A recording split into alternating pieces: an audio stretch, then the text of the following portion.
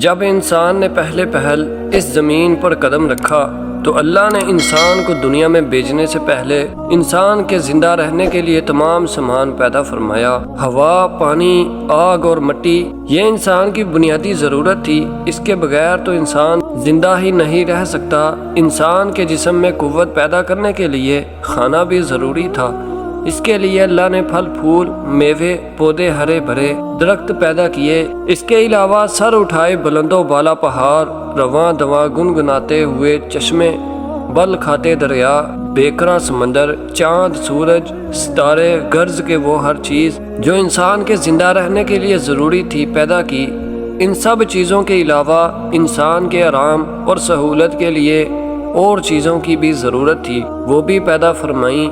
زمین آسمان کے اندر بے شمار چھپے ہوئے خزانے اور وسائل ہیں، مثلاً لوہا، چاندی، ابرق، تیل، کوئلہ اور گیسیں ہیں۔ یہ تمام چیزیں انسان کی ضرورت کی ہیں، ان سے انسان فائدہ حاصل کرتا ہے۔ ان تمام چیزوں کو زمین کے اندر سے نکالنے اور دریافت کرنے کے لیے ایک ایسی ذی عقل اور علم رکھنے والی ہستی کی ضرورت تھی جو ان تمام چھپی ہوئی اور اوجھل چیزوں کو ڈھونڈ کر نکالے اور اپنے ہی لیے کارآمد بنائے۔ یہی ہستی جسے انسان کہا جاتا ہے۔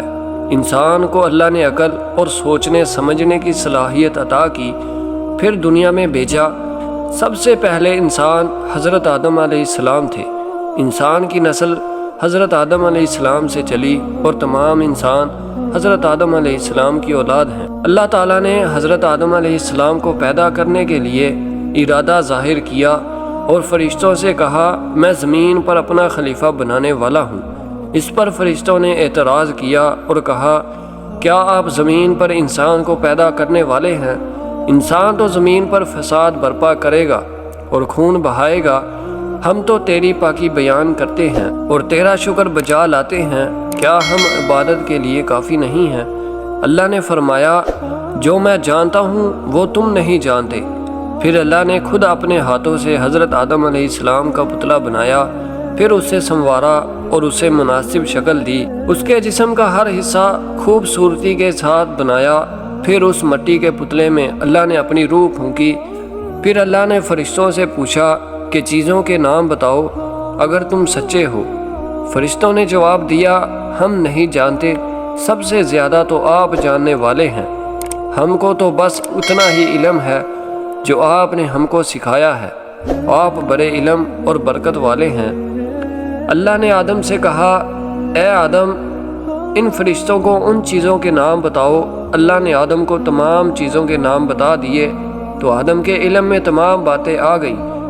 آدم نے ان چیزوں کے نام بتا دیے تو اللہ نے فرشتوں سے کہا، کیا میں تم سے نہ کہتا تھا کہ میں آسمانوں اور زمینوں کے اندر کی سب پوشیدہ باتوں کو جانتا ہوں، اور جو کچھ تم ظاہر کرتے ہو اور چھپاتے ہو سب کا علم رکھتا ہوں۔ اللہ تعالیٰ نے فرشتوں سے کہا کہ آدم کو سجدہ کرو۔ تمام فرشتوں نے آدم کو سجدہ کیا، لیکن ابلیس نے سجدہ کرنے سے انکار کر دیا، وہ غرور کرنے والوں میں سے تھا۔ تجھے کس چیز نے سجدہ کرنے سے روکا جبکہ میں نے تجھے حکم دیا تھا؟ اللہ نے پوچھا۔ ابلیس نے کہا، آپ نے انسان کو مٹی سے بنایا اور مجھے آگ سے پیدا کیا۔ ابلیس کے معنی مایوس اور نا امید ہونا، اسی لیے کہا گیا کہ جو شخص اللہ سے نا امید ہوتا ہے وہ ابلیس کے تابع ہوتا ہے۔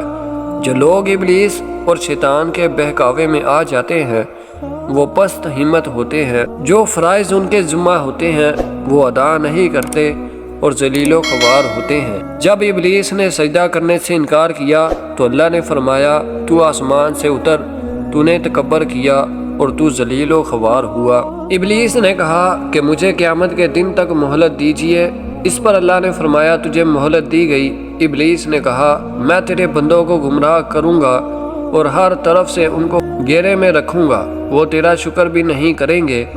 اللہ تعالیٰ نے حضرت آدم علیہ السلام کو حکم دیا کہ اے آدم، تم اور تمہاری بیوی بہشت میں رہو اور جو کچھ کھانا ہے فراغت سے کھاؤ، اور ایک خاص درخت کی طرف اشارہ کرتے ہوئے کہا کہ اس درخت کی طرف نہ جانا ورنہ تم ظالم قرار دیے جاؤ گے۔ چنانچہ آدم اور حضرت بی بی حوا آرام سے رہنے لگے تو شیطان نے دونوں کے دلوں میں وسوسہ ڈالا، تمہارے رب نے تم دونوں کو اس درخت کے قریب جانے سے اس لیے منع فرمایا کہ کہیں ایسا نہ ہو کہ تم ہمیشہ ہمیشہ کے لیے زندہ رہنے لگو۔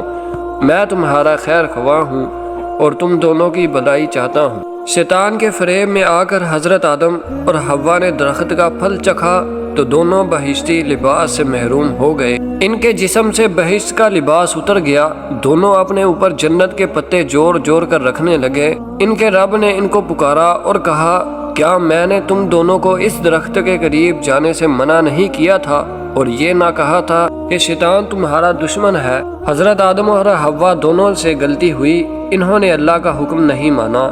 اس غلطی پر دونوں کو سخت ندامت ہوئی۔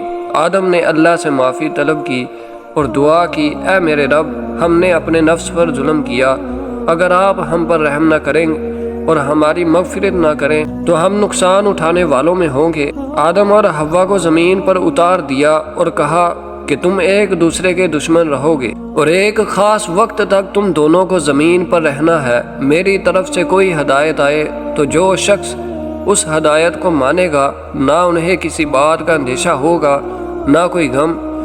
جو میری نصیحت سے منہ موڑے گا اس کے لیے دنیا میں زندگی تنگ ہوگی اور قیامت کے روز اس کو اندھا اٹھائیں گے۔ جب حضرت آدم علیہ السلام آسمان سے اتر کر زمین پر آئے تو وہ فرشتوں کی پاکیزہ باتیں سننے سے محروم ہو گئے، اس لیے دل اداس رہنے لگا۔ آپ نے اللہ سے دعا کی اور عرض کیا کہ میں تو فرشتوں کی صحبت سے محروم ہو گیا ہوں۔ اس پر اللہ نے فرمایا، آپ مکہ معظمہ جائیں، وہاں میرا گھر تعمیر کریں، اس کا طواف کریں اور نماز پڑھیں۔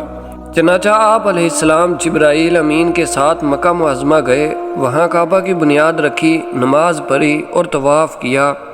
حضرت آدم علیہ السلام کے واقعہ سے ہمیں سبق ملتا ہے کہ جس کام کو اللہ نے کرنے سے منع فرمایا ہے وہ نہ کریں، جو کام کرنے کا حکم دیا ہے وہی کرے۔